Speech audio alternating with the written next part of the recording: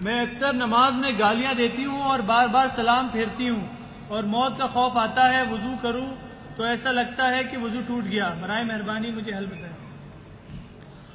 جو بھی آپ کے ذہن میں آتا ہے، چاہے آپ کو آواز بھی آتی ہے نا کہ میں گالیاں دے رہی ہوں یا میرا وضو ٹوٹ گیا، آپ نے کہنا ہے کہ یہ میں نے نہ میرا وضو ٹوٹا ہے نہ میں نے گالی دی ہے، تو انشاءاللہ تعالی یہ ختم ہو جائے گا۔ بڑا آسان علاج ہے یہ۔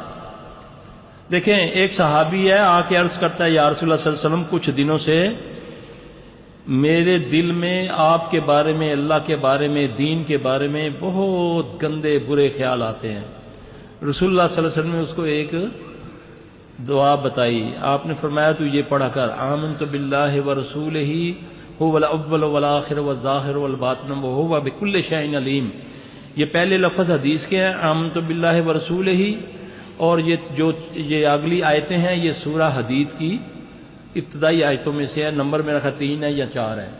یہ جو بندہ جس کو اس قسم کے وسوسے آتے ہیں وہ اس کو یاد کر لے اور کثرت سے پڑھے، اللہ تعالیٰ اس کو شفا دے گا۔